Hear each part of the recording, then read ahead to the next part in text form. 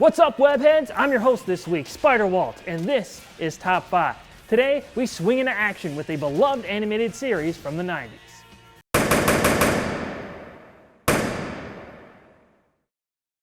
This episode is the result of a Twitter poll that went up on @awesome_Walter. More polls will be going up on there soon, so if you want your voice heard, make sure you follow. This very show is responsible for introducing me to Spider-Man and launched my interest in comics. Spider-Man the Animated Series is a show that aired on Fox Kids from 1994 to 1998. It's regarded by many as one of the best interpretations of the wall crawler to date. It always felt close to its comic book origins and was very creative in inventing variations on certain storylines and characters that made it stand out. Not saying the show was perfect, but it's the first thing that pops in my head when I think of Spidey and has stood the test of time on a few different levels. But if you're going back to rewatch the show, which, by the way, should be released on DVD and Blu-ray in the US, these stories are a great place to start. Here are the top 5 best episodes of Spider-Man the Animated Series. Number 5, The 6 Forgotten Warriors, chapters 3 through 5 from Season 5. This spot might be a little confusing. This is actually a 5-parter, but the first 2 episodes aren't the best and not essential to what makes this arc great. You'll be just fine watching Chapter 3, Secrets of the Six, Chapter 4, The Six Fight Again, and Chapter 5, The Price of Heroism. These episodes cover a lot. Early on, it's about clearing Peter's parents' names, but the best stuff involves the backstory on Captain America and the 6 American Warriors. After the serum that created Captain America was lost, American scientists still tried to recreate the same effects from scratch as World War II dragged on. While they weren't able to exactly duplicate Cap's powers, they were successful in instilling 5 extraordinary Americans with temporary powers unique from one another. They were all given individual keys to protect a Nazi doomsday device that was created by the Red Skull and his team. In present day, Kingpin reforms the Insidious Six to obtain the doomsday weapon, but is intercepted by the Red Skull's son, who resurrects the Red Skull with the help of a former Nazi scientist he kidnapped. Despite Captain America also being brought back from the same vortex Red Skull escaped from, the doomsday device is unleashed as the all-powerful Electro. Now, Spider-Man, Captain America, and the American Warriors must stop this ultimate weapon and put Red Skull away for good. This alteration on the Captain America story introduced several new characters while expanding the lore of the show's mythology. This is where the story begins. That shield! It looks just like the one that belonged to Captain America. The story of the 6 American Warriors began in 1942. Adding Cap to the series near the end here was pretty awesome to see.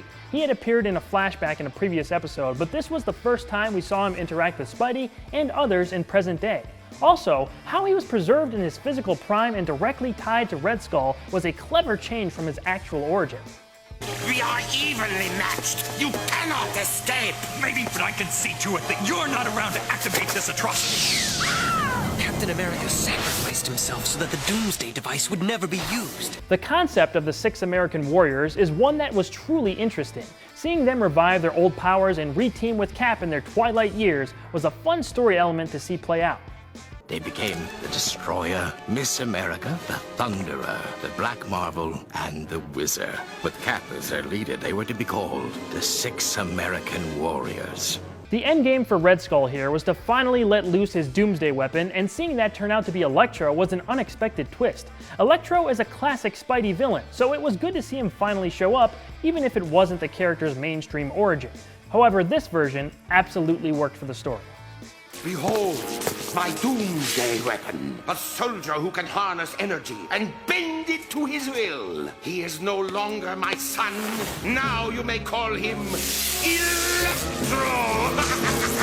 In the end, this was an ambitious, large-scale narrative that had Spider-Man learn more about his world and changed him for the better as a hero and leader. This was a great storyline involving flashbacks to World War II, but it's not the best war-themed arc in the series. Number 4, Secret Wars, chapters 1 through 3 from Season 5. This was a dream come true for a lot of longtime Marvel fans. The adaptation of this famous comic book saga was contained in these 3 episodes, titled The Arrival, The Gauntlet of the Red Skull, and Doom. The test Madam Web has been telling Spider-Man about has finally arrived. Her superior, the Beyonder, is revealed to Spider-Man as he wants to see which is stronger, good or evil. The Beyonder transports Doc Ock, the Lizard, Alistair Smythe, the Red Skull, and Dr. Doom to a peaceful alien planet and fast forwards 1 year. Now the planet has been taken over by the villains, and it's up to Spider-Man to save it or perish trying. He's allowed to bring his own team to the planet and decides on the Fantastic Four, Iron Man, Captain America, and Storm. The fate of this planet is on the line as good and evil engage in the ultimate battle. I'm sure this caused a lot of viewers to nerd out, as we got plenty of Marvel characters fighting in a huge planet-sized war. One little tidbit I love from these episodes is how they awoke Dr. Connor's consciousness in the Lizard's body. Peter and Connor's friendship is a rich one in this show, and I really enjoyed seeing Kurt fight alongside Spider-Man in this big adventure.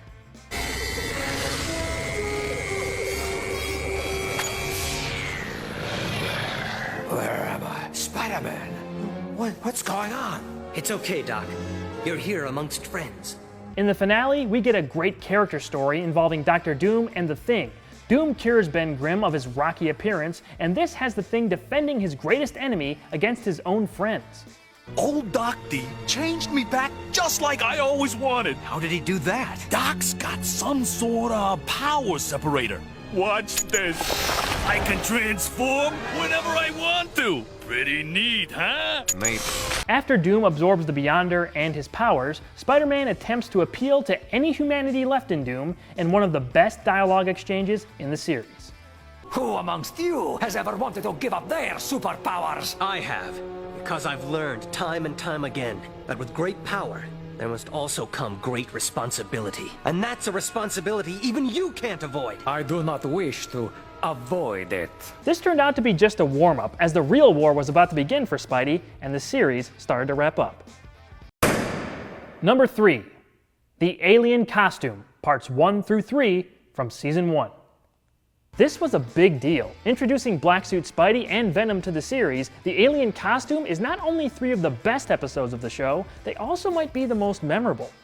After a space mission led by J. Jonah Jameson's son John crashes back to Earth, Spider-Man swoops in to save the day.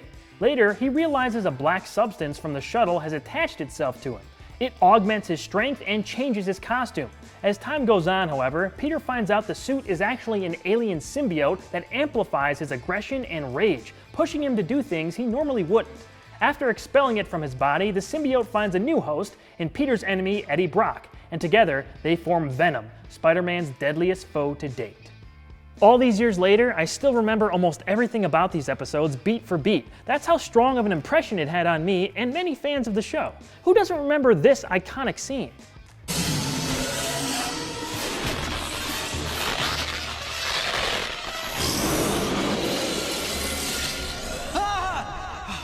What a nightmare.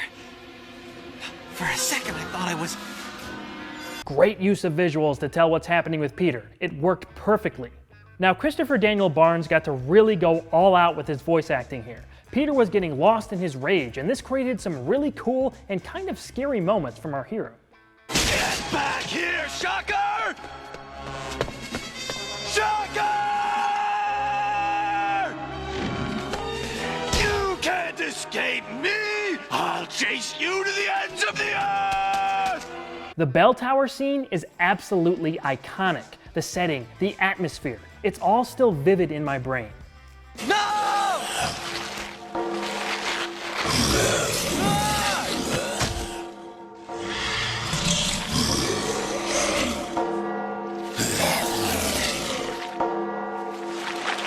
Directly following that was the creation of Venom.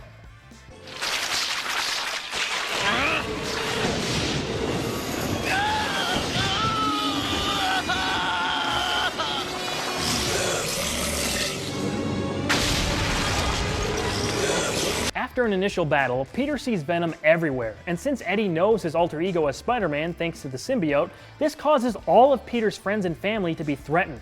Spidey has to outsmart Venom to defeat him, and it's a big challenge to see Spider-Man go through.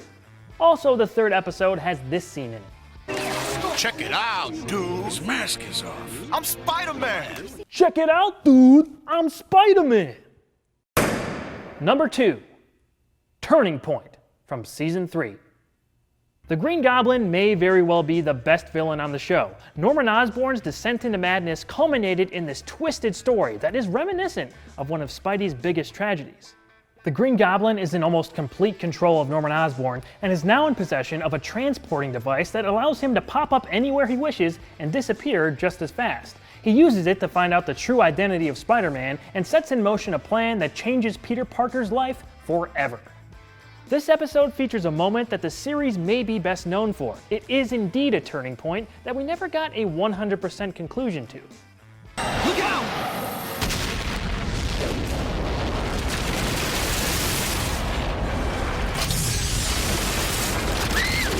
Mary Jane! It's the center point of the rest of the series. Peter's constant search for MJ, and even more so, the effect it has on him psychologically, drives a lot of his actions. Mary Jane returns the following season, but she isn't exactly who she appears to be. After toying with Peter at Harry's big birthday bash, the Green Goblin and Spider-Man eventually clash, which leads to Mary Jane's disappearance. Once again, the voice acting here is unrestricted. You can hear the anger in Peter's voice, as he just lost the love of his life. You think this is a game, Osborn? It's not! Nothing can keep me from you, Goblin! You'll pay, Osborn! If I have to chase you forever, you'll pay! Not if I can help it! Obviously similar to the death of Gwen Stacy in the comics, this episode solidified the series as something great. It's absolutely the best single episode of the show. I still really love this show. Even with multi-parters making their way into the top 5, that still doesn't make enough room to show off just how good this show really is. So here are some more great episodes as honorable mentions.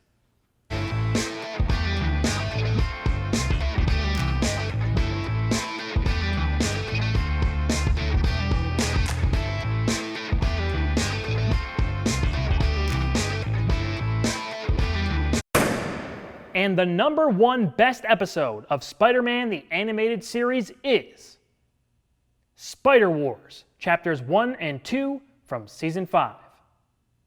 These 2 episodes, I Really Hate Clones and Farewell Spider-Man, were the series finale of the show, and man, were they epic.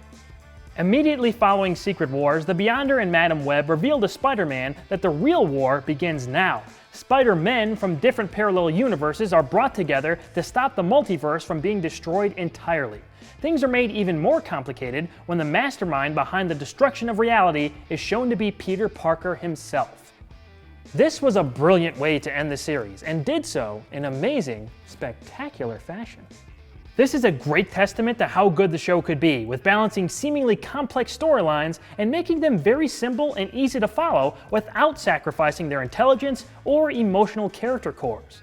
The Easter eggs, both subtle and not, in these episodes are fantastic, and we get to see Peter and Ben Reilly team up in glorious 90s animation. My name is Ben Reilly. I'm related to this reality's Peter Parker. How? I'm his clone, but the next big blow came from Dr. Kurt Connors. He discovered that, according to our genetic structures, it might be Peter who was the clone, not me. This is starting to sound like a bad comic book plot. No comment. The villain here is Peter from Ben's universe after being taken over by Carnage. This is also pretty much the worst case scenario of how Peter's life as Spider-Man could have played out. Ever since that spider bit me, the world has misunderstood me and tormented me. Now it's my turn. I'm gonna obliterate you all! A little later, we travel to Iron Spider Suit Peter's universe, where life turned out perfectly for Parker. Uncle Ben never died, he's a billionaire, and his wife is Gwen Stacy. I always thought that was a fascinating little tidbit. The name's Gwen Stacy? How Peter takes down Spider-Carnage is this show at its best. Spidey gets this universe's Uncle Ben to come appeal to the remaining good inside of him. It's a phenomenal moment that tops almost anything in the series. Do you remember what I taught you about great power? Yes. With great power, there must come great responsibility. Peter, there's an evil inside you. It's your responsibility to the world and to yourself to expel it. But the greatness doesn't end there. We even get to see Spider-Man interact with his co-creator. Excuse me, I'm looking for some guy named Stan Lee. What? Spider-Man? Pam, hold my calls for a while. I think I've finally gone crazy. One of my favorite appearances Stan has done. Plus, with the recent death of his wife and the voice of Madam Web, Joan Lee, this scene feels even more special. Who is that exotic lady? That's Stan Lee. He's quite a guy. I think he's truly special. Well, Madam Webb, where to now? Face front, true believer. Many people remember this show fondly, and for good reason. In my opinion, with a few caveats, it holds up very, very well, and is a great place for new and old Spider-Man fans to find enjoyment in this timeless character. I want to hear what you guys think. What is your favorite episode of Spider-Man the Animated Series? What do you want covered next in the show? Leave a comment and let us know. For more content like the Spider-Man Homecoming review, subscribe to youtube.com/AwesomeWalter, like facebook.com/AwesomeWalterB, and follow along on Twitter to take part in more polls about what may be covered in the future. Later, webheads.